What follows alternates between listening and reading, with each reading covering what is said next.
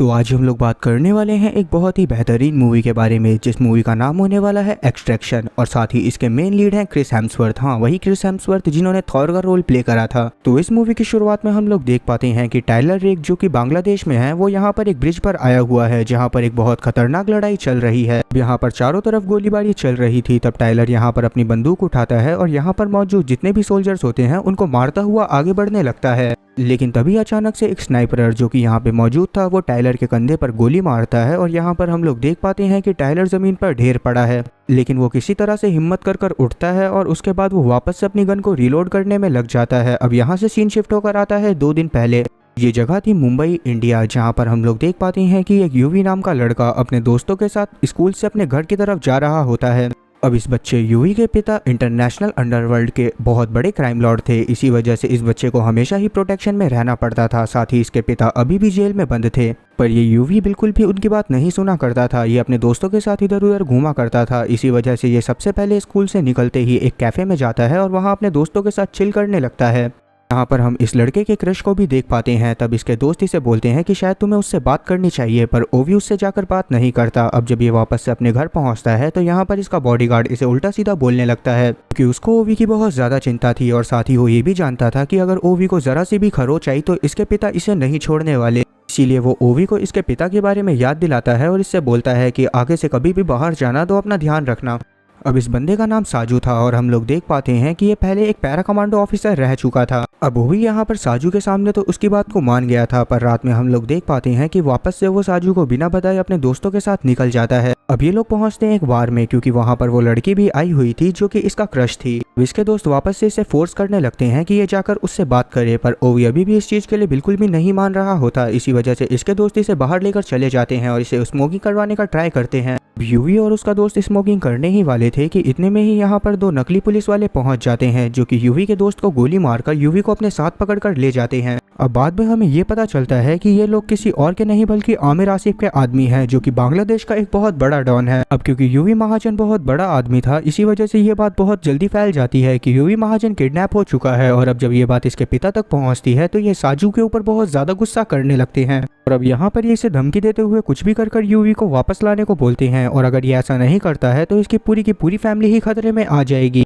Jail में होने की वजह से महाजन इसको जरा सी भी सिक्योरिटी प्रोवाइड नहीं कर सकता था, और इसी वजह से ये इससे बोलता है कि तुम्हें कुछ भी कर यूवी को वापस लेकर आना है। तब यहाँ पर साजू बताता है कि उसको वापस लाना इतना आसान नहीं है, क्योंकि पूरे के पूरे बांग्लादेश पर आर्मी का कब्जा है और साथ ही पूरी की पूरी आर्मी आमिर आसिफ के कब्जे में है। अब क्योंकि साजू जानता था कि अगर उसने यूवी को नहीं बचाया तो इसकी फैमिली के ऊपर बहुत ज़्यादा खतरा आ सकता है, तो इसी वजह से सबसे पहले ये अपने घर आता है और अपने बेटे के पास जाता है, जिसके बाद ये अपनी बीवी के पास जाता है और उसे सारी सच्चाई बताता है। अब यहाँ पर साजू की बीवी इसकी बातों को सुनने के बाद बहुत ज़्यादा परेशान हो रही थी, क्योंकि वो जानती थी कि महाजन कितना ज़्यादा खतरनाक आदमी है। तो यहाँ पर साजू डिसाइड करता है कि वो कुछ भी कर बांग्लादेश जाएगा और किसी तरह से यूवी को वहाँ से छुड़वा कर ले आएगा, पर उससे पहले उसके पास एक तरीका था जिसकी मदद से वो इस काम को अंजाम देने वाला था। अब यहाँ से सीन शिफ्ट होकर आता है ऑस्ट्रेलिया में, जहाँ पर हम वापस से टाइलर को देख पाते हैं जो कि पहले सो रहा था। अब जब वो उठता है तो ये एक बहुत बड़ी पहाड़ी से छलांग मारकर पानी में कूदकर चला जाता है। पानी के अंदर जाने के बाद ये वहाँ पर किसी सन्यासी की तरह बैठ जाता है और कुछ विजन्स को याद करने लगता है, जिसमें ये अपने बच्चे को देख पा रहा था। अब जब ये उन यादों से परेशान होकर बाहर आता है तो ये सीधा अपने कॉटेज की तरफ बढ़ता है। यहाँ पर इसकी दोस्त निक इसका इंतजार कर रही थी और यहाँ पर ये इससे बात करते हुए इसे बताती है कि यहाँ पर इनके लिए एक मिशन आया है।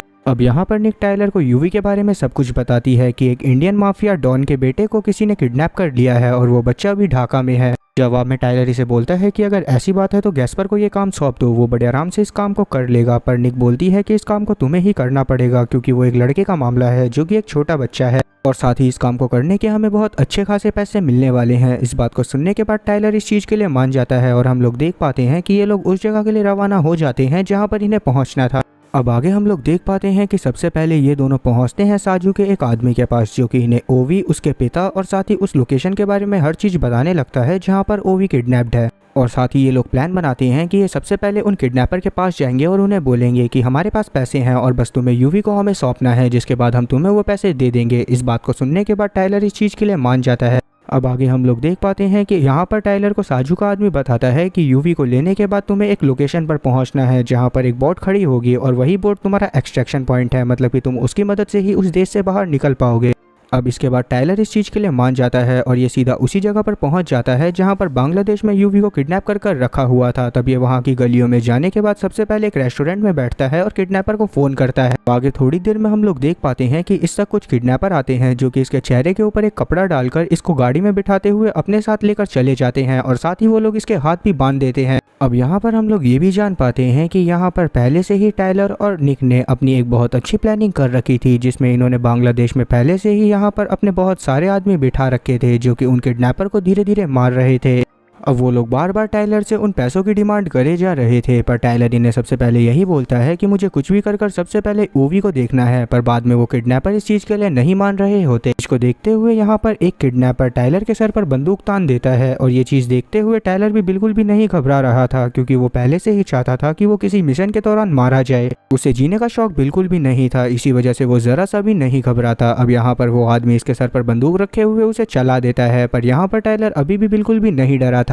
ये सब बस उन किडनैपर ने टाइलर को डराने के लिए करा था। उनका ऐसा कोई इरादा नहीं था कि वो इसको यहाँ पर जान से मारने वाले थे, इसी वजह से उस बंदूक में एक भी गोली नहीं थी। आगे वो आदमी इसकी जिद को मान जाता है और इसे ओवी के पास लेकर जाता है, जहाँ पर जैसे ही ओवी की लोकेशन टाइलर को पता चलती है तो वो तुरंत ही यहाँ पर सभी लोगों को मारने लगता है और वो कुछ ही देर में यहाँ पर सभी लोगों को खत्म कर ओवी को फ्री करवा देता है। और अब वो ओवी को लेकर निकलता है सीधा उसी जगह पर जहाँ पर इनका हाइड आउट था। वहाँ पर जाने के बाद वो सबसे पहले ओवी को फ्री करता है और उसे कुछ खाने के लिए देता है, जिसके बाद वो खुद भी बहुत सारी बुलेट प्रूफ जैकेट पहन लेता है। उसे ये बात बहुत अच्छे से पता थी कि यहाँ पर बहुत ही जल्द हमारे ऊपर बहुत खतरनाक हमला होने वाला है। अब आगे हम लोग देख पाते हैं कि यहाँ पर आमिर को ये बात पता चल जाती है कि ओवी महाजन वहाँ से भाग गया है। इस चीज को देखते हुए आमिर बहुत ज्यादा गुस्से में आ जाता है। अब इसके पास बहुत सारे बच्चों की आर्मी भी थी, ये बहुत सारी चालाकी कर नए नए बच्चों को भी अपनी टीम में शामिल करता रहता है और अभी भी ये वही कर रहा होता है। ये काफी सारे बच्चों को अपने पास बुलाता है और उनमें से किसी बच्चे को नीचे फेंक देता है, जिसके बाद एक आदमी जिसका नाम फराद था वो इसके सामने आता है और वो इससे बात करने लगता है। अब फराद वैसे तो एज में बिल्कुल भी ज्यादा बड़ा नहीं था, पर इसके बात करने का तरीका आमिर को काफी ज्यादा पसंद आता है। इसी वजह से वो इसे अपनी टीम में शामिल होने को बोलता है और फराद भी इस चीज के लिए खुशी खुशी मान जाता है। तो सैक्रिफाइस आमिर इसको इसकी 2 उंगलियां काटने को बोलने लगता है, पर फराद ये चीज करने ही वाला था कि इतने में ही यहाँ पर वो कर्नल पहुंचकर आमिर को यूवी के भागने के बारे में बताता है। इस बात को जानने के बाद आमिर काफी ज्यादा गुस्से में आ गया था और उसने ठान ली थी कि वो ओवी को यहाँ से नहीं भागने देगा, क्योंकि ओवी के बदले में उसे बहुत सारे पैसे मिलने वाले थे और इसी वजह से वो पूरे बांग्लादेश को ही सीज करवा देता है। अब आगे हम लोग देख पाते हैं कि टाइलर ओवी को एक जगह पर लेकर आ चुका था, जहाँ पर वो सबसे पहले इसकी वीडियो बनाता है और साथ ही साजू के लोगों को भेजता है ताकि वो लोग पहले इसे पैसे ट्रांसफर कर सकें। लेकिन साजू की टीम की तरफ से कोई भी रिस्पांस नहीं आ रहा होता। ये चीज देखते हुए टाइलर को समझ में आ जाता है कि साजू इसके साथ धोखा करने वाला है और ये काफी ज्यादा परेशान हो गया था।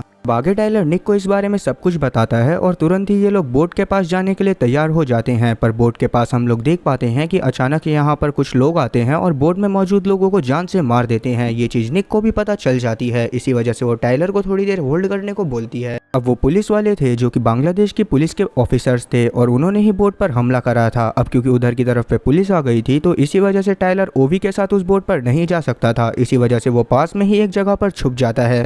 भी यहाँ पर एक मास्क वाला आदमी आता है जो कि इसको आवाज लगाने की कोशिश करने लगता है और बाद में पता चलता है कि वो मास्क वाला आदमी कोई और नहीं बल्कि साजू है। उसने ही ये सारी प्लानिंग करी थी ताकि वो ओवी को बिना पैसे दिए ही घर वापस लेकर जा सके, क्योंकि कहीं ना कहीं अब आमिर के बंदे टाइलर के पीछे थे ताकि वो पहले उसे पकड़कर बाद में उससे ओवी का पता पूछ सकें। और इतने में ही साजू की प्लानिंग कामयाब हो जाती। वो ओवी को लेकर वापस से इंडिया पहुंच जाता और टाइलर यहाँ पर अकेला ही फंस जाता। अब साजू की आवाज़ सुनने के बाद ओवी उस तरफ जाने लगता है, पर टाइलर उसे वहां नहीं जाने दे रहा था। तब वो सबसे पहले एक ग्रेनेड को उठाता है और उसके बाद वो साजू की तरफ फेंकता है ताकि वो उसका ध्यान भटका सके। और अब बिल्कुल वैसा ही होता है। अब जैसे ही साजू का ध्यान भटकता है वैसे ही टाइलर एक गाड़ी में ओवी को बिठाकर यहाँ से भागने की कोशिश करने लगता है। गाड़ी की वजह से टाइलर बाकी सारी पुलिस की नजरों में भी आ गया था। इसी वजह से अब साजू और पुलिस वाले दोनों ही मिलकर इसका पीछा कर रहे थे। तब किसी तरह से टाइलर यहाँ पर घरों में घुसता है और यहाँ पर एक एक करके सभी पुलिस वालों को पहले मारने लगता है। और लिटरली गाइस ये इस मूवी का सबसे बेस्ट सीन है, जिसमें हम लोग देख पाते हैं कि टाइलर रेक जो कि सच में बहुत अच्छा असैसियन है, वो किसी भी तरह से यहाँ पर अपने सामने आने वाले हर एक पुलिस वालों को बहुत बुरी तरह से मार रहा था। और अब ये सभी पुलिस वालों को मारकर फ्री हुआ ही था कि इतने में ही इसके सामने आ जाता है साजू, जो कि इससे लड़ाई करने लगता है। और जैसा कि हम लोग जानते हैं कि साजू खुद भी एक पैरा कमांडो ऑफिसर था, तो उसे भी हराना इतना ज्यादा आसान नहीं था। अब साजू सच में बहुत ज्यादा पावरफुल ओपोनेंट था और साथ ही टाइलर बहुत ज्यादा थका हुआ था, तो इसी वजह से वो साजू का मुकाबला नहीं कर पा रहा होता, पर वो अपनी पूरी कोशिश करता है। लेकिन एट द एंड साजू किसी तरह से ओवी को हासिल कर ही लेता है।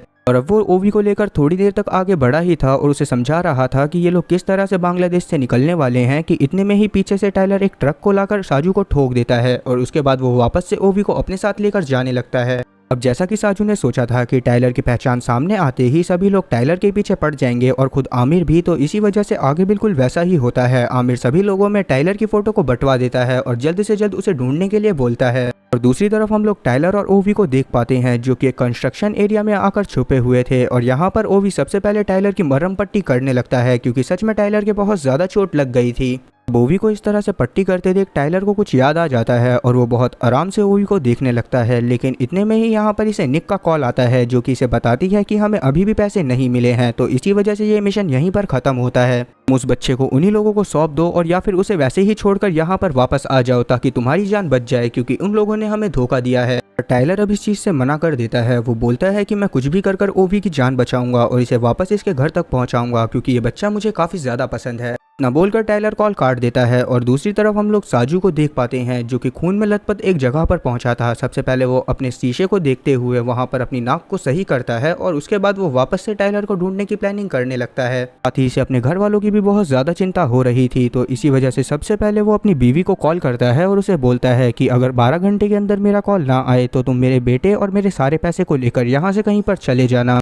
तुम मेरे बेटे को लेकर किसी ऐसी जगह पर जाना जहाँ पर तुम्हें सबसे ज्यादा सेफ महसूस होता हो। अगर मैं जिंदा बच गया तो मैं तुम्हें कुछ भी कर वहाँ से ढूंढ लूंगा।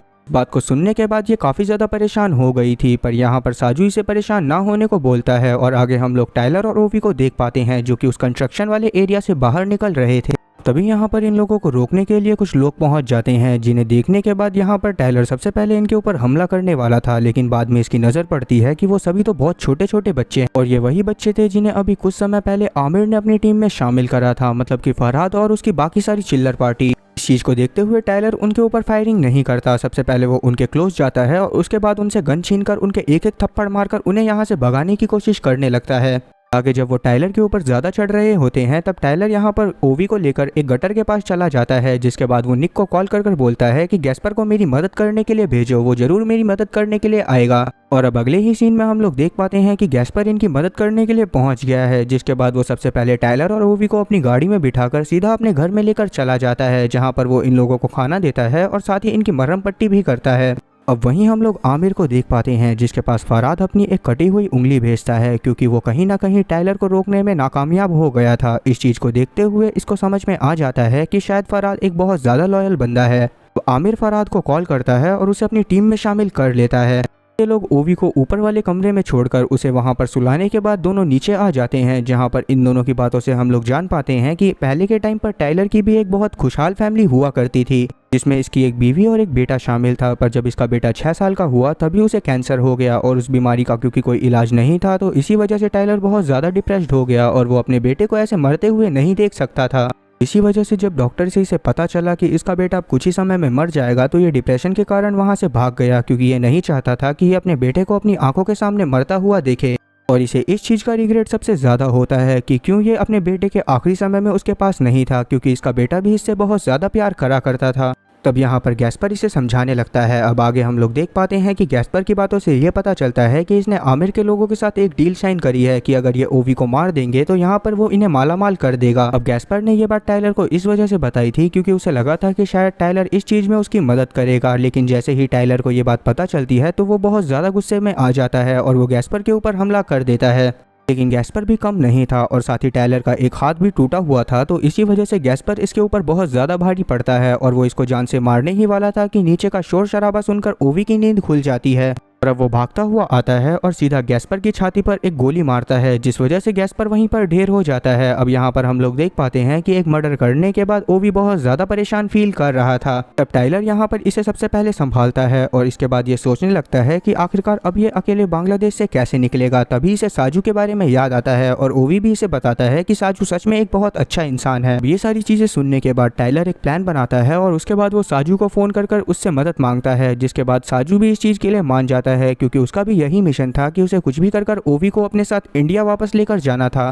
टाइलर को भी साजू ने पूरी की पूरी चीज बता दी थी कि अगर ये ओवी को इंडिया वापस लेकर नहीं जाएगा तो महाजन इसकी पूरी की पूरी फैमिली को खत्म कर देगा। और क्योंकि टाइलर जानता था कि फैमिली का अपने साथ ना होना कैसा लगता है तो इसी वजह से वो इस चीज के लिए मान जाता है। अब ये दोनों एक बहुत बेहतरीन प्लान बनाते हैं और उसके बाद हम लोग आगे देख पाते हैं कि अगले दिन ये दोनों उसी प्लान के ऊपर वर्क करने लगते हैं जिसमें टाइलर ओवी के साथ एक जगह पर जाता है। अब आगे हम लोग देख पाते हैं कि ओवी की जान बचाने के लिए अब साजू और टाइलर एक दूसरे के आमने सामने थे, जहां पर टाइलर साजू को काफी सारी चीजें देता है और साथ ही ओवी को भी सौंप देता है और वो डिसाइड करते हैं कि टाइलर यहां पर जाकर पुलिस का ध्यान भटकाएगा और उनको मारेगा। और जैसे ही साजू को मौका मिलेगा वैसे ही वो ओवी को यहां से लेकर इस ब्रिज से क्रॉस करता हुआ सीधा इंडिया के बॉर्डर की तरफ निकल जाएगा, जिसके बाद कोई भी इन्हें हाथ नहीं लगा सकता। प्लान बिल्कुल ऐसा ही चल रहा होता है। तब हम लोग देख पाते हैं कि इस बार निक भी इन लोगों के साथ है और साथ ही वो भी टाइलर की मदद करने के लिए यहाँ पर आ गई है, जिसने अपने हाथ में एक आरपीजी पकड़ा हुआ है। अब यहाँ पर हम लोग देख पाते हैं कि नाकाबंदी की वजह से यहाँ पर बहुत सारी गाड़ियां खड़ी हुई थी, तो इसी वजह से जब ओवी को लेकर साजू यहाँ से जा रहा होता है तब वो एक जगह पर फंस जाता है और अब आगे उसे ओवी के साथ पैदल ही जाना था।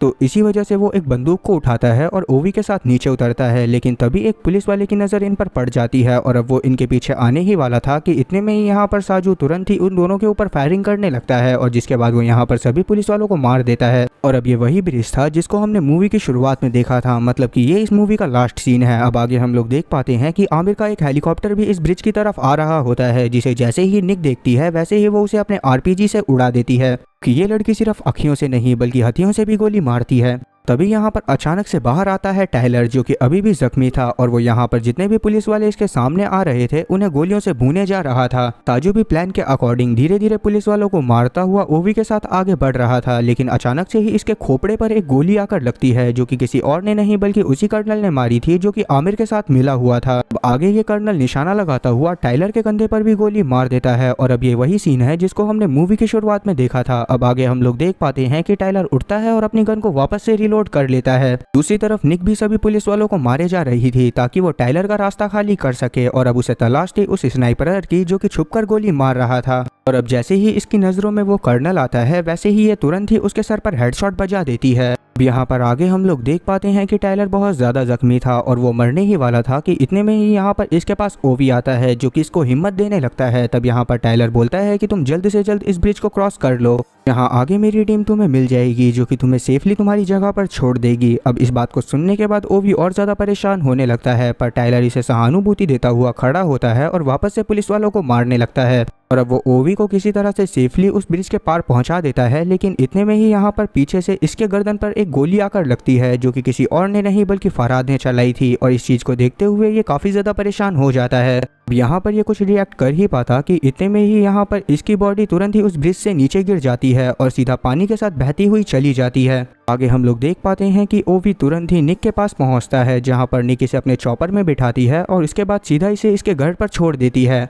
यहाँ से सीन शिफ्ट होकर आता है 8 महीने बाद, जहाँ पर हम लोग देख पाते हैं कि ओवी अब टाइलर को काफी ज्यादा मिस कर रहा है और साथ ही यहाँ पर उसे नहीं पता कि टाइलर जिंदा भी है या फिर मर गया। अब दूसरी तरफ हम लोग निक को देख पाते हैं जो कि बांग्लादेश पहुंच गई थी ताकि वो आमिर आसिफ को जड़ से खत्म कर सके। इसी वजह से तुरंत ही वो उसके होटल में जाती है और जैसे ही यहाँ पर आमिर पहुंचता है वैसे ही ये इसे यहाँ पर मार देती है। अब इस मूवी के लास्ट सीन में हम लोग देख पाते हैं कि ओवी अपने स्विमिंग पूल में आराम से तैर रहा है और अब वो अभी भी टाइलर को याद कर रहा था। अब जैसे ही वो बाहर आता है तो इसके सामने एक परछाई खड़ी होती है और हम लोगों को लगता है कि जैसे शायद वो टाइलर है। अब इस मूवी में हमें ये नहीं बताया जाता कि टाइलर जिंदा है या फिर मर गया और इसी के साथ ये मूवी यहीं पर खत्म होती है। तो उम्मीद है कि शायद टाइलर जिंदा बच गया होगा और साथ ही मेरी एक्सप्लेनेशन आप लोगों को पसंद आई हो। अगर मेरी एक्सप्लेनेशन वीडियोस आपको पसंद आ रही हैं तो आप लोग चैनल को भी सब्सक्राइब कर देना। हम लोग 1000 के बहुत ज्यादा